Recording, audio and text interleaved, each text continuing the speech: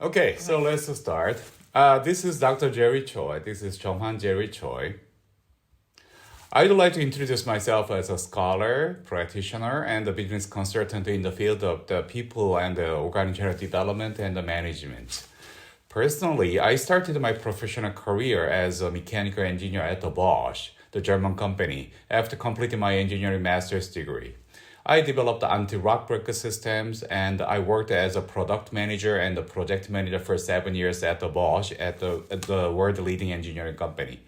I changed my career to business after completing two MBAs, one from Germany and one from Korea. Because the technology itself cannot create the innovation without understanding the money and the people. I worked as a business consultant in large companies as well as multiple venture capitals and venture companies. During my consulting experiences, I became increasingly curious about the quality of the management and the leadership. So I went to the University of Illinois to focus on addressing the problem of the quality people development, especially the innovation leadership.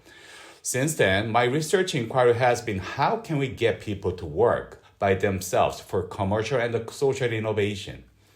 Currently, I'm working on the transforming toxic organization to healthy organization to make people work better for innovation. HR and OB scholars and experts propose that we will have new challenges and transitions in the field as the social and the technology changes are going on. New behavior of the employee, technology changes, new generation comes, economic, social, and the geographic mobility, globalization, and or the deglobalization. Finally, the issue of the health security that we have been experiencing due to the COVID-19 for the last 3 years is fundamentally changing the landscape of the people development and the management. Among the many changes, one emerging aspect that has received more attention after the pandemic has caught my interest. That is, toxic organization kills the best talent. Here are two cases who recently quit TikTok, one of the most popular and quickly growing social network service company. First, Chloe Shi quit her product manager job at TikTok Silicon Valley, California for several reasons. According to her, the company did not support her professional growth. The company had a toxic culture. The company disregarded diversity. She totally lost her physical, social, and mental health at the toxic organization. She reflected that she lost herself at the job and she quit the TikTok job.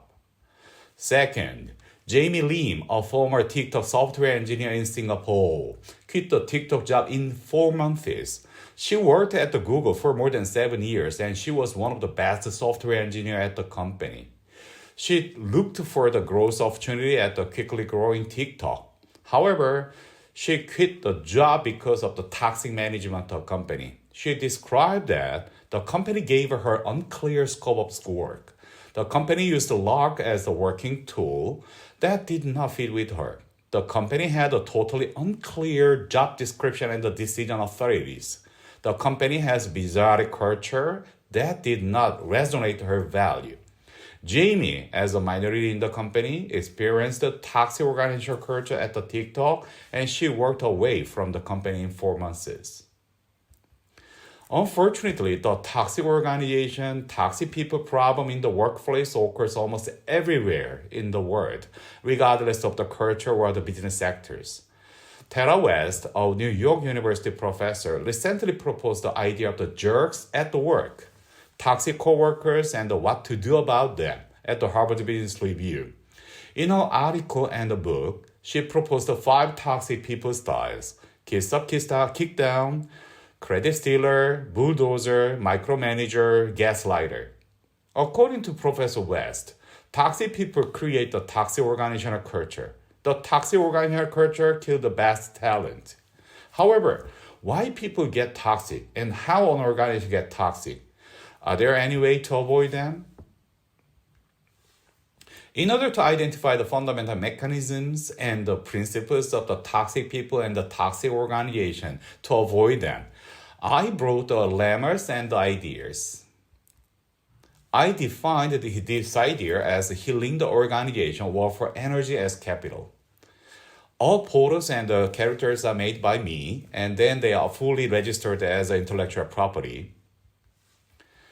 I summarized and proposed 5 lemmas to explain the toxic people and the toxic organization phenomena in the workplace. First, people struggle for energy. Energy is capital. Third, capital is the multidimensional force. Becoming energy drain or the energy source is habitual. Fifth, habit is constructing rather than constructed. James Redfield introduced that concept of the energy war in his book of the Celestine Prophecy. Shortly speaking, individuals and the institutions seek to control the energy of the physical, social, and the mental and the spiritual powers of others. This energy is often referred as a prana or the chi, and it is believed to be the source of all life and the consciousness. People believe that the controlled energy is essential for the power and the wealth, and they try to maintain their dominance through the several control strategies. Redfield suggests 4 energy vampire styles such as interrogator, intimidator, aloof, and preemie. However, I focused on the tools and the strategies for controlling the energy. I suggest 5 energy vampiring tools. First, torture needle. Second, sledgehammer. Third, frozen arrow. Fourth, begging bowl. Fifth, spider web. Each tool and strategy is used to stealing and hijacking energy from others. On the other hand, there is constructively energy creating strategies for healing and healthy relations and organizations. Rico, the psychologist and the business consultant, proposed 5 A's as tools for creating the vitality energy at the work. Attention, acceptance, appreciation, affection, and allowing. More fundamentally, why people does struggle for energy? The answer could be because the energy is precious like money. So, we may think the energy is the capital. But what is the capital? Capital can refer to a variety of the resources that are used to produce goods and services. In recent years, business scholars propose that the concept of the multiple capital theory. The multiple capital theory is a framework that proposes that the organization have a multiple type of the capital that they can draw upon in order to achieve their goals. This theory was developed in responses to the limitation of the traditional views of the capital in terms of the human development, environmental, sustainability, and the holistic view of the governance system, ESG. Synthesizing the previous terms and ideas, I propose that the 7 types of the multiple capitals. Therefore, we can simply understand the people's struggle for energy as multiple capitals. Visiting the 2 cases of the TikTok people who recently quit their job, they commonly pointed out the toxic organizational culture that drove them to leave the organization. Summarizing those toxic organizational culture, I propose the 7 toxic management practices. They are mediocre, bureaucracy, asymmetricity, nepotism, ignorance, meritocracy, disparity. On the other hand, 7 contrasting, healthy, and healing management practices were matched 1-to-1. They are excellence, participation, transparency, competency, active listening, all-level people development, and inclusion. Choosing the toxic management practice in energy drain side or healing management practice in energy source side is habitual by the leadership. According to the habitual choice of the leader's toxic or the healing management practices, people transformed to energy vampires or the vitality agent to steal or to create the multiple capitals within an organization. So, roughly speaking, creating or transforming an organization as a toxic one or the healing one is highly dependent on the quality people, especially the leadership.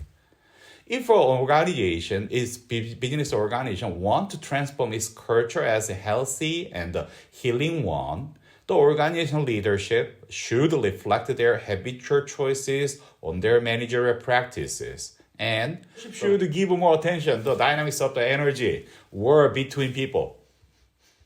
That's all. Thank you for your listening.